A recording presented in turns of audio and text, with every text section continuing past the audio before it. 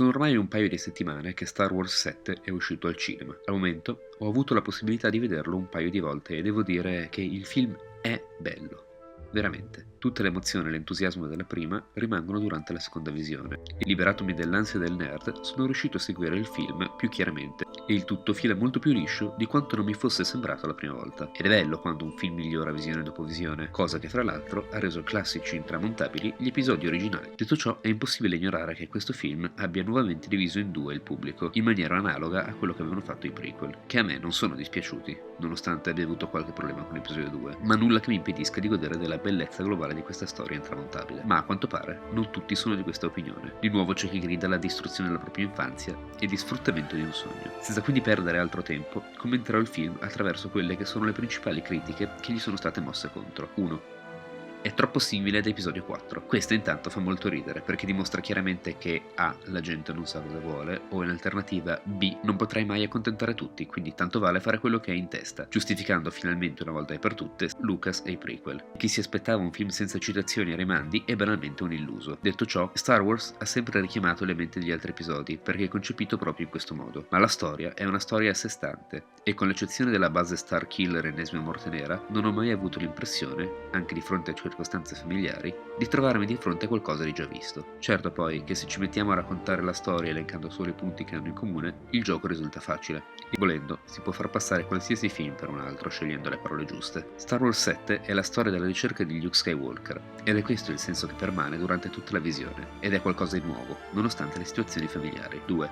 Rey è una Mary Sue.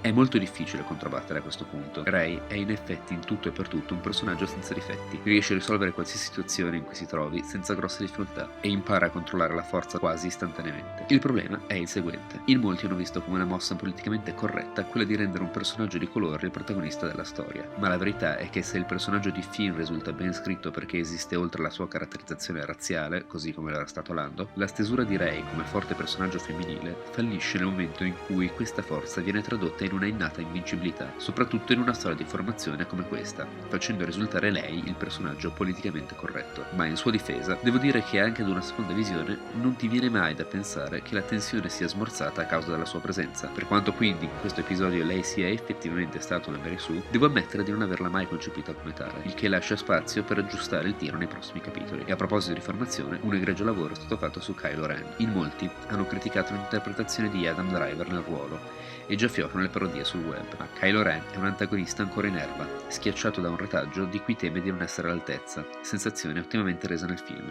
Il suo personaggio ci permette di assistere a qualcosa di abbastanza inedito, l'evoluzione di un antagonista, che raggiungerà il suo apice presumibilmente in episodio 9, e che come lo Luke del Ritorno dello Jedi, rispetto allo Luke di Una Nuova Speranza, poco avrà da spartire con la sua prima incarnazione. 3. Il film sembra un episodio di una serie TV. Questo è interessante perché oggi come oggi non so se valga tanto come critica quanto più come un complimento. Negli ultimi anni, sempre più serie televisive hanno iniziato ad accostare il loro livello qualitativo alle più grandi produzioni cinematografiche, fino ad arrivare a superarlo in certi casi. Era quindi solo questione di tempo prima che il cinema cominciasse ad emulare un trend che, se fatto come si deve, può portare a degli ottimi risultati. Se c'è una cosa in cui la televisione è diventata maestra, è quella di far affezionare il proprio pubblico, spingendolo a tornare settimana dopo settimana. E una volta usciti dalla sala cinematografica, oltre la forza, ad essersi risvegliata, è proprio la voglia dell'attesa di un nuovo episodio. Con questo non voglio dire che questo sia un film perfetto. Non lo è, ma nemmeno gli originali lo erano. Quarto Potere, universalmente riconosciuto come il miglior film della storia del cinema, non è perfetto ed interamente costruito su un buco narrativo. Il film avrebbe potuto usare di più, la colonna sonora non è all'altezza degli altri e ci sono alcuni personaggi poco sfruttati, ma quello che volevo far passare con questo video è che quello che dà fastidio ad alcuni possa invece essere considerato addirittura un punto di forza da altri, da un certo punto di vista. A certain point of view? Luke, you're going to find that many of the truths we cling to depend greatly on our own point of view.